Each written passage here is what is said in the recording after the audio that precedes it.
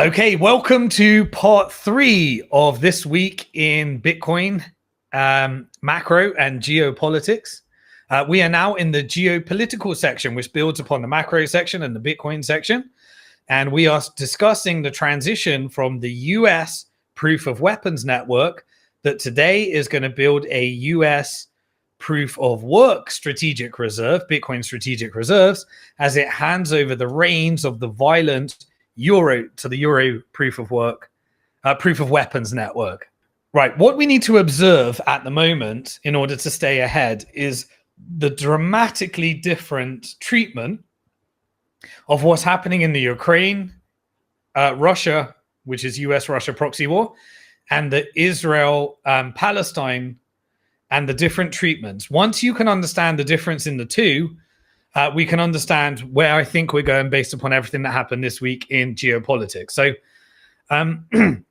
in previous sections, I basically said and made the case that America and the CIA are handing over the Ukraine mess to Europe and basically trying to get what it can after losing the proxy war to Russia. The US basically needed some kind of event in order to allow that transition to happen. Zelensky visiting the White House was exactly that event. And my personal belief is that the event was complete theater in order to give that transition and basically do what I said in the macro section was happening to place pressure on the euro dollar system. You can go through the macro section if you haven't watched it. So what happened this week? So after last week's episode, Zelensky visited the White House and basically Trump said that he would sign a rare earth deal.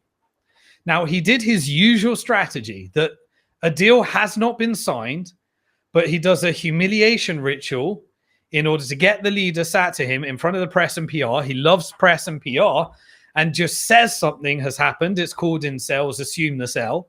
He just assumed the sell, said it's happening in order to bully with Zelensky next to him that it is happening. There was no final rare earth agreement signed because it required solving what's going to happen with Europe.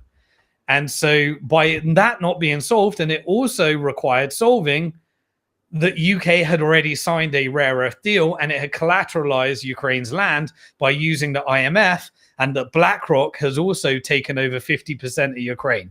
So all of those bits, a globalist agenda, a non-American first agenda, is interfering into that deal. So Trump tried to just assume the sell and make it happen, manifest it into existence, as he often does. That is what essentially led to that conflict.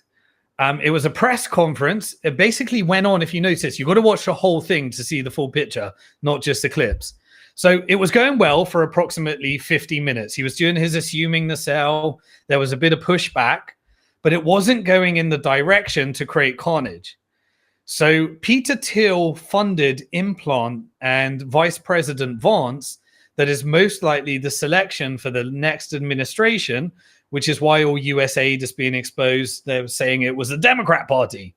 It wasn't a US foreign policy. It was a Democrat. Now, Democrats are definitely more corrupted because the deep state definitely paid for more Democrats than Republicans. But Republican and Democrats both have Zionist control, but there is more neocon in the Democrats. And Trump is doing a pro-Zionist, non-neocon strategy at the moment. And so one of the people that has been funded by Peter Thiel, which represents Palantir, which is the AI military industrial complex that's executing genocide as a service and occupation as a service as a beta test in order to sell to global governments as we transition to the asset stripping of America, handing it over to the PayPal mafia, Elon Musk, using data and transitioning the economy to an AI economy and using stable coins in order to exert who controls that network. JD Vance is Peter Thiel funded, so he has to go through what is a Palantir first strategy. So JD Vance intercepted and changed it into essentially an argument.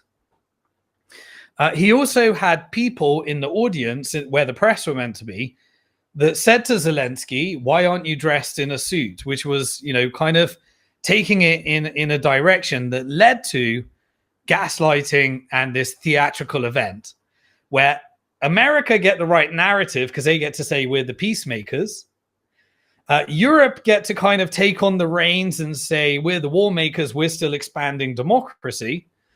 And you get this humiliation ritual of Zelensky and the Europeans in the eyes of the Americans, so that it's absolutely impossible to continue the CIA operation and make it look like it's those crazy European warmongers who are still deep state controlled. And America gets to retreat and dismantle the euro dollar and execute its strategy. That's everything that came from that. So Vance did some essentially interference, gaslit, and led it into this crazy argument that triggered Trump. Whether it's all theatrics, whether it was a psyop, whatever it will be, and it led to all those crazy, and I was there, we all engage in some Jerry Springer drama with our floor to the mouth as we turn in politics into entertainment, which would be hilarious if it wasn't for so many people dying here.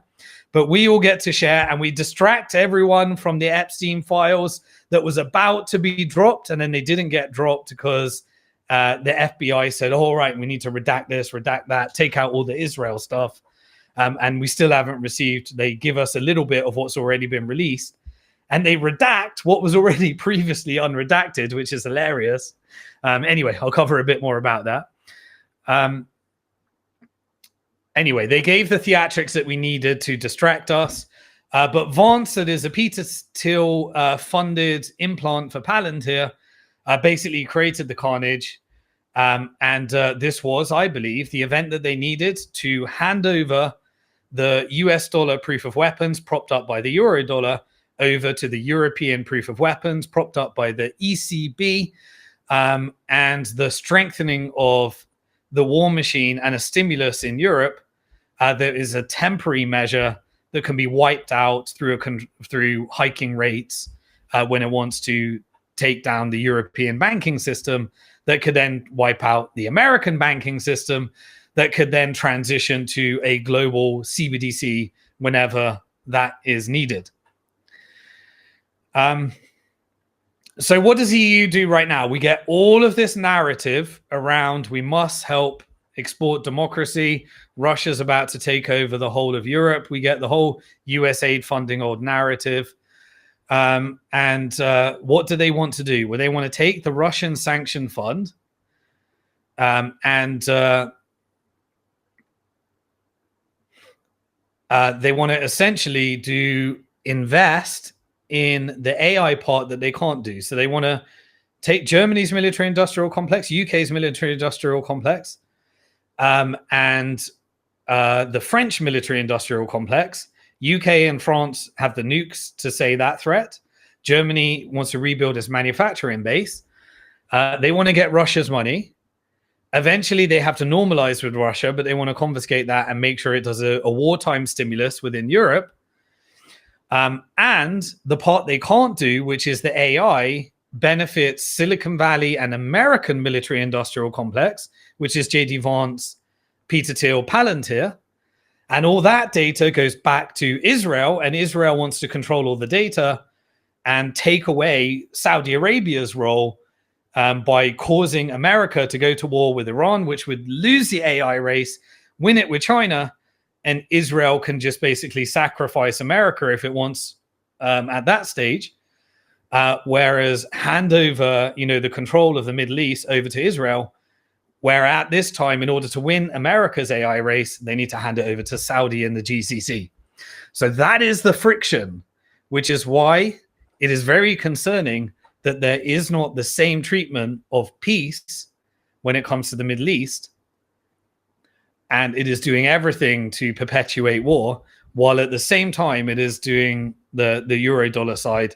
But that is because Israel gets its data, America gets its AI, and Europe gets to be the person that can say, well, let's not normalize with Putin. while America does normalize with Putin. And so Europe gets to be sacrificed dependent upon American gas, which is an economic disaster for Europe, but it stimulates through war. The long-term strategy I've already outlined. So the question is, was it real or was it staged? It doesn't really matter, but I just follow the money because either way it leads to the same thing. I tend to think a bit of real, a bit of staged, but we know that this whole war was an American war in order to get more money into the US military industrial complex. We know that. Weaken Russia, get Europe dependent. So Trump is there to say, we've been ripped off. 350 million. You got 100 billion, sorry. Biden's crazy. Blame it on Democrat. He gets to do that whole narrative. Follow the money, and you know that it went into Ukraine corruption and American corruption. And we know that that was part of the strategy to prop up the dollar. So, you know, just US foreign policy as normal, as drafted by the clean break memo. WikiLeaks already told us the whole truth. I've published all the WikiLeaks stuff. If you follow me on X, all the documents that said they knew about it and what the result would be and NATO expansion.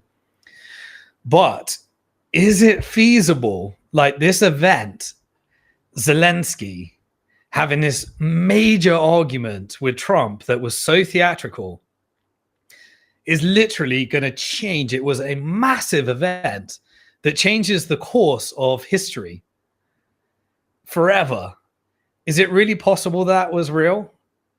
Well, maybe hard. I don't know. Anyway, but I tend to think it was theatrics. We know that Trump loves PR. He is a PR man, and that is his model. Manifest things into existence, assume the sale, do it in front of the press, bully people into submission. And that was the strategy he's been doing with all leaders. But remember, he did promise that he would end this war. And there is an element of he hasn't been able to succeed it. So while he's saying, I will talk with Putin, he hasn't actually done a meeting with Putin.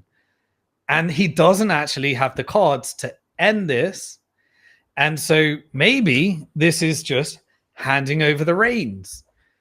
We'll play peacemaker. I get to say that I did peace, and he deserves it for what he does, because I don't think anyone else could have done it. But because Russia has won the war, we need some kind of theatrics in order to achieve this mission. You put it all together. It may be whatever chess is needed. That ties into, you know, kind of the euro dollar model. And there is a problem. The dollar is strengthening, and that needs to be weakened. So go through the macro part. But that also involves destroying the economy. So we started to see the correction. And so he's saying short term, but you need the monetary reform in order to get to the other side. So you need Europe to kind of be the sacrificial lamb in order to get the same stimulus as you make this transition. So this may be more destroying Europe because Germany has no cheap gas. And you get to sell gas to Germany at expense. So it gets to come out of its recession by wartime stimulus, but it's not long-term. So that could lead to the dismantling of UN, which is why European countries need to build their Bitcoin strategic reserves, as we covered in the Bitcoin section. But here's the cold, hard reality why Russia is run, despite what they'll tell you. Follow the money, and it's obvious. So Ukraine is running out of soldiers.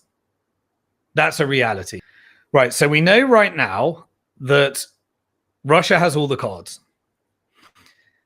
Any deal is going to be on Russia's terms, and he needs somebody to blame that for. So by throwing Zelensky under the bus, when we know it's going to be a bad deal, at least he can say, well, it's because of Zelensky, right? So that saves face in that part. This is really a very big US strategic defeat.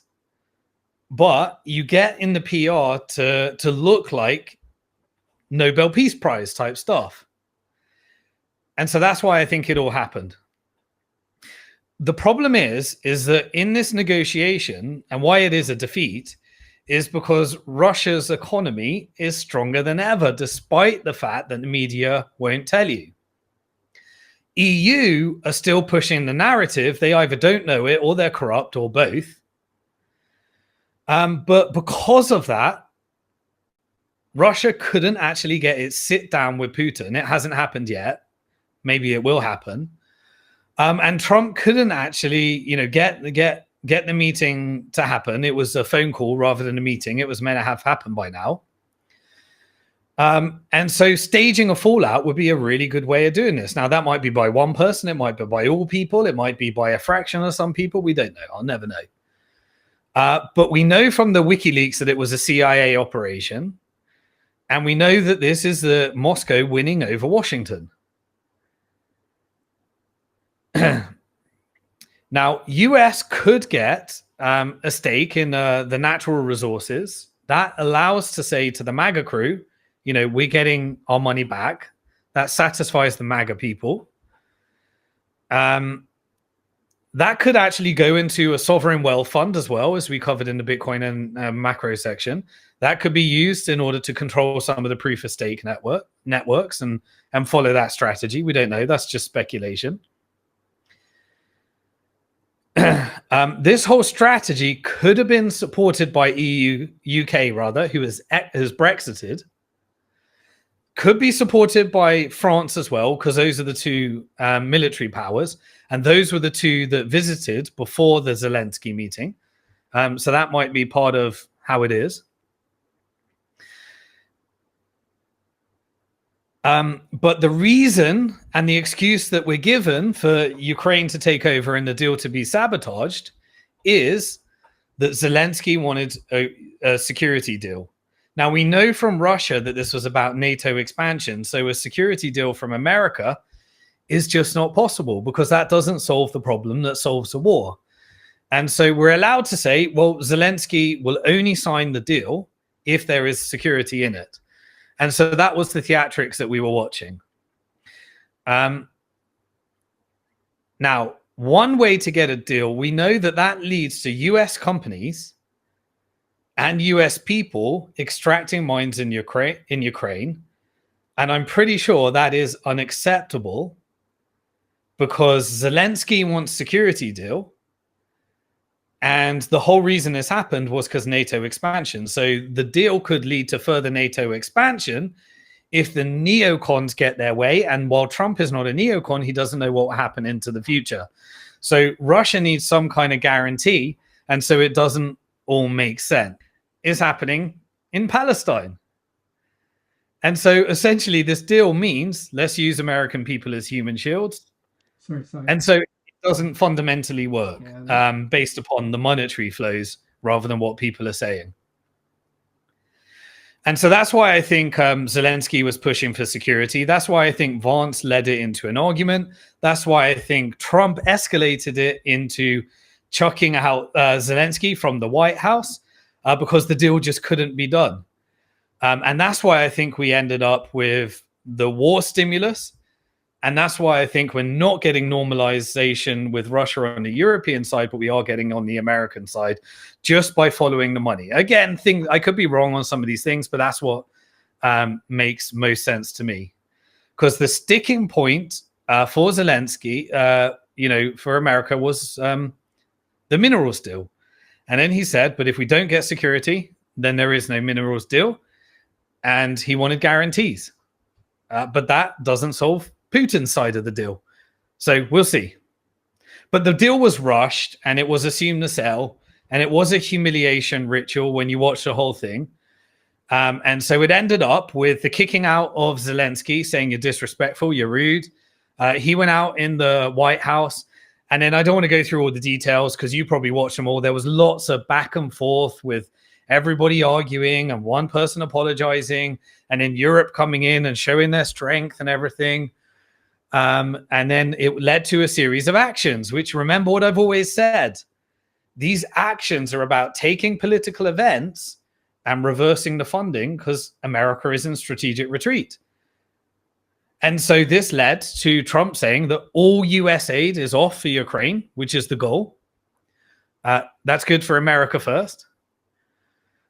Trump then comes out and warns that Zelensky, warning him, Zelensky either make a deal and to end the war, or you fight Russia without the United States, which is essentially saying, EU, you take over. We're not going to spend any more on NATO, and you are dismantling NATO, but trying to get it where the European money comes back into America as well as Europe. And so UK Prime Minister Starmer immediately came out and showed a show of solidarity with Zelensky, invited him into UK, and then immediately followed up with a show of solidarity with the European Union. Immediately got it where UK are clapping for you. We're exporting democracy. Piers Morgan continues the narrative. You get all of that as well. But the US get to be real at the moment. So all of the US Republicans and podcasters and influencers, they get to say, why don't you want peace? This is going to kill more Ukrainians. So we're getting truth on one side, but that's where we are right now. Now, Norway, who has the largest sovereign wealth fund in the world, because it exports so much natural gas, it came out and said, we're no longer going to allow US, which has one of the largest marine fuel companies, announce that we're now going to allow US to use. Sorry, I'm not a shipper guy, but sorry if I'm getting the wrong language here. But we're going to now getting towards the end of this. I've got one more conflict to cover, and then we'll be getting through to the end. We're going to longer allow US companies to refuel. That was a real tongue tie for me. Their Navy vessels after essentially Trump's treatment of Zelensky. So you get a real shift in the narrative. UK then comes out and said, we're signing a 100-year military and financial pact with Ukraine. We're going to be sending $3 billion annually until 2031, until that gets renegotiated. Putin then comes out and said, don't worry about the rare earth deal. You can do a rare earth deal with Russia because Russia has lots of rare earth deals, and US can do a deal with us, and then Europe can do the rare earth deal with Ukraine as well. It kind of emphasized as well in the announcement from Putin that their rare earths are significantly greater than Ukraine's. It also emphasized that 50% of Ukraine's rare earth are in Russia-occupied territory, and we pretty much know what a peace deal will look like. I'll give you some ideas of what I think it is. But again, the smartest move for EU would be to position itself as an exporter and do what we discussed in the macro section. We talked about the Hungarian prime minister as well. Viktor Orban, he came out and he called for the EU to enter into direct peace talks with Russia. And the EU then held an emergency meeting with Zelensky there. And that was held in London to show the importance of the European Union, even post-Brexit, that there is an important relationship there. US came out and said that it would plan sanction relief for Russia, reduce sanctions. And then Elon Musk, which essentially is, the technocrat that benefits from all of this. Elon Musk is going to be able to, he came out and said on X that Zelensky wants a forever war. So now the neocon language is being exposed, which he's never exposing Israel because Israel wants a forever war with Iran. But now he's saying Ukraine wants a forever war and a never-ending, what they're calling a great meat grinder. So that keeps coming out. We're seeing this meat grinder where Ukrainians are being sacrificed, which absolutely is the truth. But they're not using that language for the petrodollar sign and the Israel side as well, even though it's true. So look, just see, if you haven't figured out that this is just one big PR machine to change the PR narrative to meet strategic goals, then you can see through the Israeli psyop and everything that's happening. And so Elon Musk comes out saying this is evil. It is evil. Lots of Ukrainians are dying. Russians are dying as well. But Russia clearly has way more people and an economy that can carry this on for longer and longer and longer and fight till the last Ukrainian. And so that's the European mission, and that's the issue we're getting right now. So this week we saw, and even today and yesterday, Russia continued targeting Ukraine energy infrastructure, which is going to create more and more problems. It's going to be more and more expensive to rebuild, and then they can sell more and more weapons and then allow more and more of that to happen. So the deal gets bigger and bigger and bigger, and more people die based upon the euro-dollar proof of weapons network, transitioning to the EU, ECB, euro proof of weapons network. Trump then comes out and is threatening large-scale sanctions on Russia, which is earlier he was saying we'll do sanction release, and now he's saying we're going to do more. So we're getting confusing narratives, but basically saying until the ceasefire and peace deal is reached with the Ukraine, we're getting this back and forth confusing type of thing, because unfortunately US don't have the cards when it comes to this one. They lost. So increased sanctions won't do anything. All of those trade routes have been figured out. Russia is a stronger economy than it was, and it had a weakening process. But the sanctions were combated because it pushed it closer to China, and that BRICS corridor formed stronger and stronger and stronger. So now Trump is coming out and saying that the US will not defend NATO. That was today, countries, if they do not pay their fair share. What does that mean? Confiscate Russia's money, stimulate through war, make sure the AI stuff gets into Palantir, and put some of it, US doesn't need to pay for it. You now pay for it, and the ECB does the wartime stimulus, and US gets to do its weakening of the dollar and strengthening of the euro. Secretary of State Marco Rubio came out and admitted on national TV that the Russia-Ukraine war is in fact just a proxy war. And it is a proxy war between two nuclear powers, which is US and Russia. So we're now just getting the admission of it. And the retaliation immediately after Zelensky was thrown out was that US cut all intelligence agencies sharing and halted all of the military aid to Ukraine to push the EU stimulus package and the ECB $800 billion stimulus that will wipe out middle-class Europeans and lead to more inflation. They'll try and combat it with oil, as we covered in the macro section. But that is what is pushed, and that is where the geopolitical section, the geopolitical side is taken. Now, for Ukraine, that weakens precision weapons and various other things, but it doesn't really matter. And unfortunately, Europe is going to escalate this.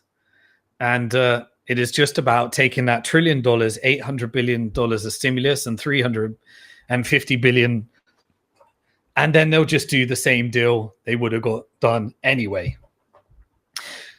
So remember that when the peace deal was going to happen between Ukraine and Russia before, it is probably identical to will probably be negotiated right now, minus, we've now got more land giving away, more resources given away, more money being spent, more destruction, more people killed. And so the deal just gets worse and worse the longer this goes on for, which is why Russia can just continue this and continue this and continue this, and it will just lead to a worse and worse deal for the corrupt people that are benefiting from it.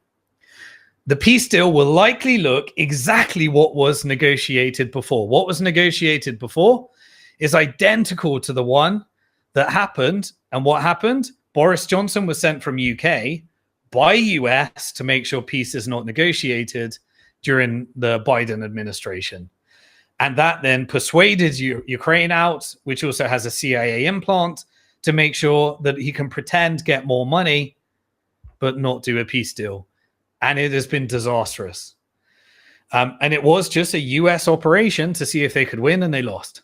So what is the deal likely to look like? Well, this is what it looked like before. This is what was negotiated before.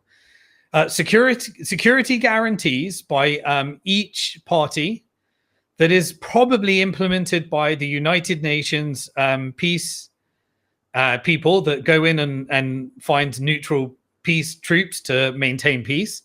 That is what has happened before. That is what will likely happen right now. It was going to be a drawing of the lines based upon the current occupations. The occupations have increased. That is what it was before. That is what it will be now, but with more land. It was also NATO neutrality for the defined countries in the European Union to have that buffer zone that separates NATO expansion, getting closer to Russian borders. That is what it was before. That is what it will likely be right now, but those borders are further and further over to the east as more and more of the West is occupied, with more occupation of Russia of those rare earths. It also is trade agreements, and that is between the EU and the US that are now fighting over sanctioned Russian money, where the military expenditure will happen, who's going to be providing energy, gas, and oil exports, and who doesn't get to do it to who, and the trade agreements over rare earths. That is what was being negotiated before. That is what US stopped. That is what UK and Boris Johnson came in to stop. And that is what Zelensky ensured wouldn't happen. And that is why Russia has moved all of the deals in their favor. And we're still going to probably end up with the exact same deal that could have been done before. And this is why the European Union thing is a joke. You can spend 800 billion. You can take 350 billion, but it doesn't change the dynamics of it's just going to lead to more and more and more and more getting a worse and worse deal. The longer this goes on, the more it is in favor of Russia, and the more people will die. That's the tragedy of the whole situation. The current statistics, when the war started, Russia was 22% debt to GDP. Today, it is 15% debt to GDP. So the economy is better off than before the war. Now, there was rough in between. The Russian economy has grown from its sanction position to $2 trillion. Russia's producing 20 weapons for every US weapon that is being produced right now. So it can go 20 times larger replenishment of supply. Those weapons can no longer go to Ukraine, and Israel wants them to go to fight the war with Iran, leaving America without its own protection, with Russia going 20 times larger. So literally, this is not America first. The longer it goes on, the worse that situation gets. Russia already has trade agreements with BRICS and China and Iran and the global south that through controlling the price of oil as an OPEC plus member, it can just put the dynamics in its favor however it wants. It can circumvent any type of sanction that is thrown. Sanction doesn't work anymore. And China is dependent upon that. And the further that goes on, the stronger China gets in the AI and robotics race, while America is weakening in that side because it's deploying too many resources into death and violence and a potential another forever war. So America has everything to lose if it doesn't end the Israel first policy and end the occupation that's happening within America by Israeli Congress as well. Or it's Israel First Congress, sorry. This would lead to further, what the sanctions did is it led to further integration by Russia across the global south, and it didn't lead to the isolation, which was the original strategy that happened in North Korea. So we have two choices right now. America is no longer neocon on the Russia side, but EU is. But America is still neocon on the Iran side, because there is all the blackmail rings that still exist that aren't being exposed by not revealing the Epstein files as well. And so there is a Zionist path, and the neocon has switched from America to Europe. And that's why the proof of weapons network and the capital flows will help us understand where it goes as we analyze more and more and more. EU first should want integration with Russia, as I said, but it's not going for that right now. But it will do that in the end. But the deal will be worse and worse and worse for Europe. So anyway, the announcements we got on that side is that Putin came out and said that he would help US President Trump to broker nuclear talks with Iran. And because now Russia, Iran is a member of BRICS, and it pushed that relationship together. And what are we getting? The next narrative that happened just today. Trump was giving his Q&A with the press, and immediately he was pushing Iran's next, Iran's next, Iran's next. And so everything is being pushed to that. That's why we need to make sure that we understand what's happening in the second conflict. So the US envoy, Steve Witkoff, he headed over to the Middle East. And this is to advance moving into the second phase of the key deal negotiations between Hamas and Israel. The deal was that it would have 6 weeks in deal one, and it would move to phase two. Phase two means Israel needs to retreat. Israel needs to negotiate the two-state solution, and Israel needs to accept the plan that will be put forward by Egypt and the GCC. Egypt and the GCC put forward the plan. That's not what Israel wants. Hamas agreed that it would hand over leadership if the plan goes forward. It would step aside. Hamas agreed it would release all of the hostages if the GCC plan went forward.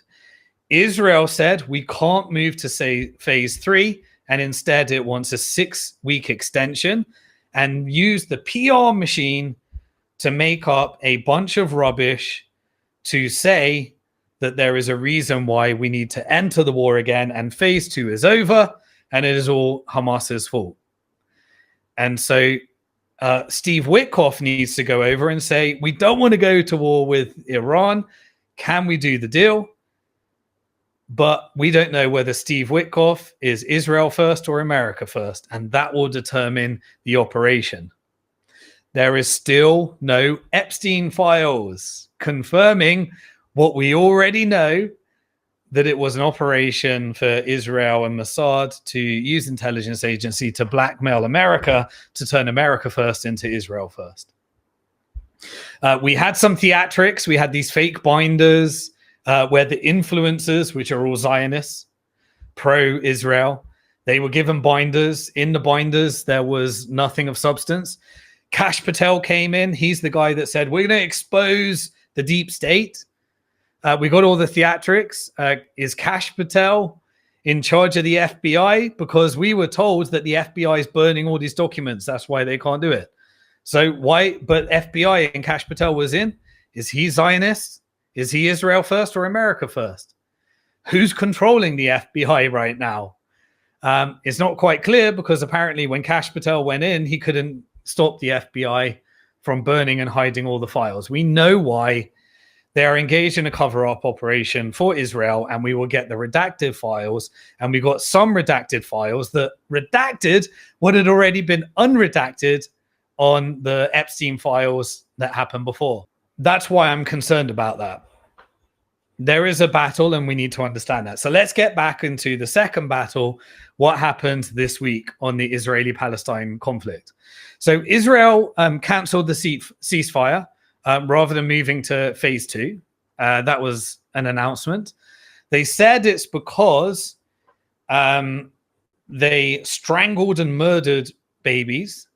We know that the family of the two children that were tragically victims of this whole thing. The family said that's a lie. The family said, please, everyone, stop talking about that. The family then released a letter to the Israeli government saying, stop weaponizing this. We know it was IDF bombing that led to the death of my family. And then also there was a video of the father that was released in November last year, and they were saving this up for this very PR moment. At the same time, because that narrative was perpetuated, where Trump spread all the lies that nothing about how the Palestinian people were treated, only about how the Israeli people were treated, that were in a war zone, obviously. The US decided to send another $4 billion to Israel. So since the Trump administration, he signed off on $12 billion under Trump. So that is still pushing the petrodollar proof of weapons network that requires a forever war based upon Israel foreign policy in the clean break memo. He then implemented new laws and rules that said any protesting against anti-Semitism, or so being pro-Palestinian, is now an act of arrest. So the Columbia students all were getting arrested. So this is in violation of the First Amendment and the Second Amendment. They passed by Congress a law that said you can't be anti-Semitic. So the First Amendment protects what they call hate speech. It didn't say you can be hateful to Trump. It didn't protect being hateful to Christians. It didn't protect being, hateful to Islamophobia. It just did anti-Semitism. And the definition of anti-Semitism was as per a website that is controlled by Israel-funded organization. So now you can be arrested, and that is in violation of the protected speech. So America is now turning into what happened in UK, because it has got an Israel first policy rather than an America first policy. So Israel used that opportunity to announce another war crime.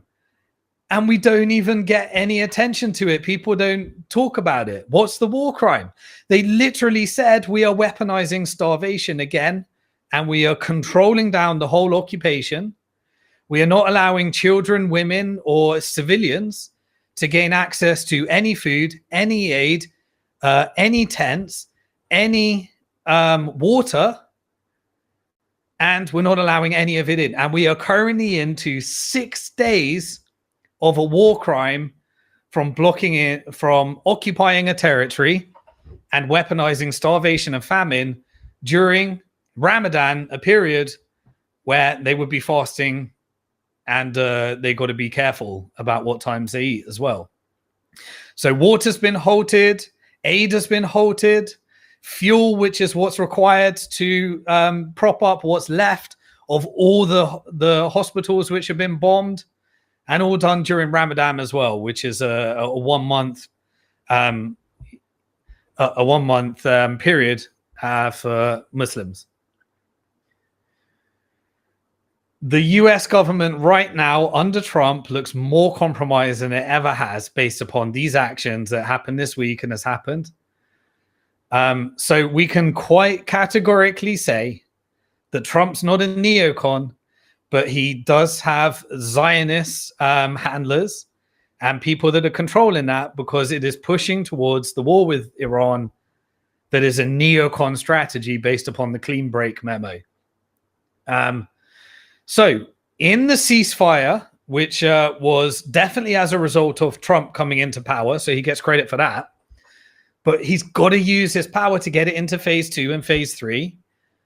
And that's why those files need to be released, so that Americans know that there's a bad relationship here, and therefore stop sending money and focus on winning the AI war. So Israel has so far in phase 1 breached, and it was listed on the United Nations, 266 breaches of the ceasefire. So in order to make sure that it goes back into war. In that time, in Gaza, when there was meant to be a ceasefire, there's been 100 deaths in total. Qatar, who has been negotiating the ceasefire, has strongly condemned all of the moves, all of what's happened right now, weaponizing starvation, and came out and said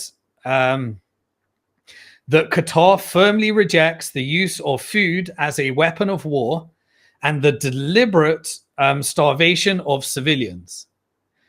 Now, there was a big problem for Israel, because in the middle of this, Egypt and the GCC met, they had their conference, and they announced their two-state solution plan and an investment of $53 billion to rebuild Gaza, and to do it with no ethnic cleansing to Jordan, no ethnic cleansing to Egypt, and a realistic plan that involves putting in aid in order to rebuild and normalize and move forward.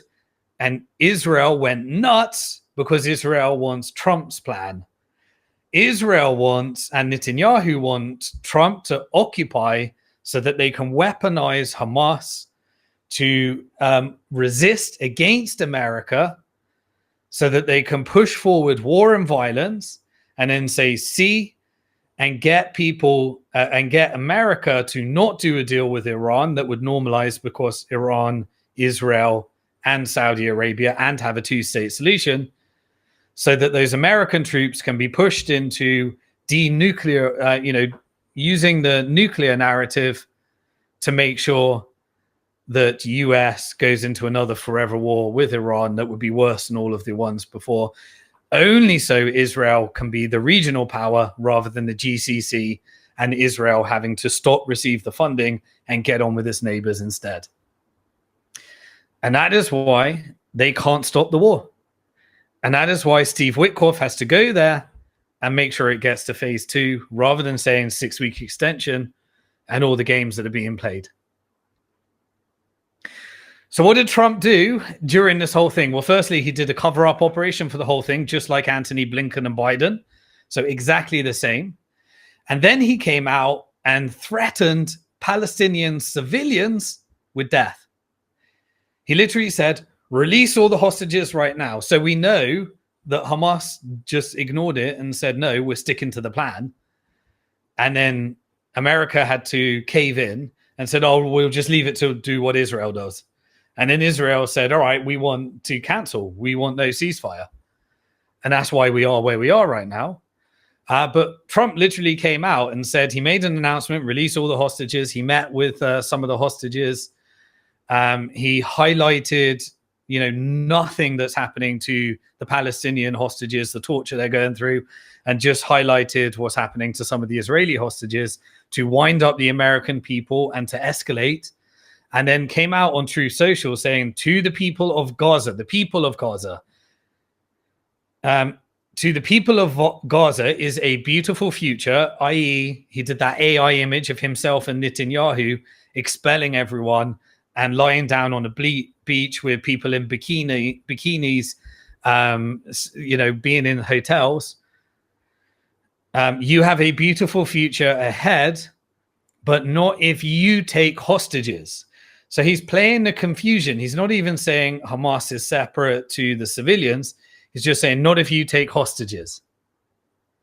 If you do, you are dead. So literally justifying what Israel will do next, and hell awaits you. So obviously there was massive condemnations from all of the industry, Saudi Arabia and everybody. Massive pushback, and now we are in the middle of that psyop. There is a complete solid plan that doesn't involve America. America gets to focus on not the petrodollar, but its own vision. Israel gets to be contained into a two-state solution. Those with sovereign wealth funds and real surplus reserves get to normalize the region. America could do a security deal, and the region could be in peace. You could normalize between Saudi Arabia, Iran, have a two-state solution, and Israel. And forever wars are over, and the petrodollar is no longer useful. So Israel is trying to push America back into the petrodollar and the forever war model, which is would, in the end, mean that China win the AI race and the robotics race, and America would decline just like Britain did when the Bank of England managed to get it into World War One, and then World War II was transitioned in power over to America. So what did Israel do today and yesterday? So it decided to get more and more extreme in the West Bank. And by the West Bank is where US Palestinian Authority puppet government is in charge, not Hamas. They are expanding as fast as they can. And to aggravate the armed resistance in the occupied territory, it decided to get outrageous during Ramadan. So yesterday and today, Israel burnt down a 12th century mosque in the West Bank. 12th century, historical. Who do we know that does that? ISIS. They take down, ancient history in order to outrage people. So that's how we know that they're using ISIS and Mossad operation as exposed by US aid funded by America, which sent $697 billion into ISIS training camps to push these operations forward. We now see the IDF is using the same strategy. So it burnt down a 12th century mosque in the West Bank. It is doing everything it can to outrage Muslims to try and get an attack so that they can then justify more and more weapons and more destruction to kill more civilians and do what they did. They did 5 mosque raids during Ramadan, during the last 2 days. They've done a daily raid in the West Bank. That's led to the expulsion of 40,000 Palestinians in the West Bank. They are trying to incite an uprising to justify the war right now, so that the Israeli government can remain intact and it doesn't get dismantled. They're dismantling all of the roads, so it's unlivable in the West Bank. Again, nothing to do with the Hamas war that they declared. They're taking out all of the infrastructure, making it unlivable, and they're doing exactly what they did in Gaza, displacing all of the civilians. They're now starving 1.8 million people in the West Bank. In Gaza, and they banned all aid, as we already covered. In the West Bank, they banned all media. This is exactly the precursor that they did. And then they had a false flag operation that led to death, destruction, and everything we know happened with the Hannibal Directive and everything as well that follows. So now, as we said, 6 days without any kind of aid or food or water going in. And what does Trump do? He starts talking about Iran in today's press conference and saying that Iran is next. And Putin countered that by agreeing to help with an Iran deal.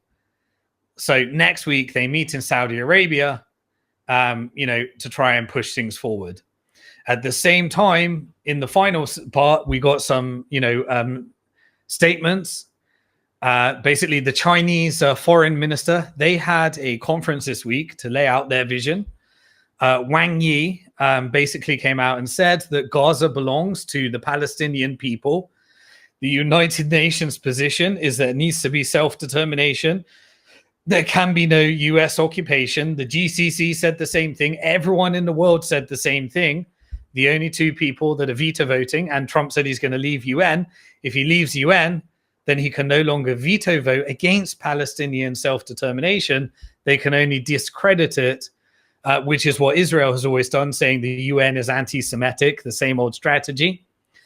And then China came out at the conference and said Taiwan is an alienable part of the territory. So reiterating the one China policy in case there is any expansion of NATO into, redeployment of NATO into Asia, as has currently been happening. And China reiterated that its relationship with Russia will not be disrupted by any third parties. And Trump finally, which brings us to where we are now, issues that final warning to Hamas, just like he did last time, that hell will break over if they don't release all of the hostages. And Hamas wants to move to phase 2 in order to release all hostages. and Israel's trying to stop phase 2. And the GCC Egypt agreement is saying, here's the money, here's the plan, let's move to phase 2, let's normalize. And Israel's finding any way it can to make sure phase 2 does not happen. There is no two-state solution. And so that is essentially the current state of affairs. And that's why I believe there are two versions, the redacted files that doesn't reveal what Mossad in Israel did. And there's negotiations to try and get there as well. So we just need to avoid America going into a forever war with Iran in World War III, and not let Israel succeed in doing that. Instead, normalize and stop sending its money. Easier said than done. And I'll leave on a final thought that the Attorney General, Pam Bondi, who's a Zionist, who's part of the Trump administration, announced that the Epstein files that they promised will be released unredacted are now going to be redacted due to a national security concern after the FBI said, and Kash Patel didn't stop saying which documents can and can't be released and what redacted means. So Israel is redacting it, and that's what we need to watch for. What about the JFK files? Unredacted. What about the 9/11 files? Unredacted. Expose Israel and we can avoid World War III and we can get through this. And that is absolutely everything I've got for you for this week in Bitcoin, this week in macro, and this week in geopolitics. Always remember, you are alive at one of the most interesting times in financial history. Some are going to get wrecked. Others are going to do very well. I want you to stay on the right side of that change. I want to do it with peace. I want to do it with love. I want to do it with unity. And to get there, I need this message to get out with more people. So if you are enjoying this, please become a subscriber on my free membership portal at simondixon.com. Please do follow me on X to get uncensored content. Please do follow me on Rumble in case YouTube take me down. Please do help me get to 100,000 subscribers on YouTube so I can get it reviewed. And we can make sure that we please do share, please do like, please do help the algorithms so that when the review comes, they know that my content is popular as it used to be when I used to have 500,000 views on some videos before they started censoring me. So that's it for Bitcoin Hard Talk episode 73. I will see you next week in episode 74. Peace.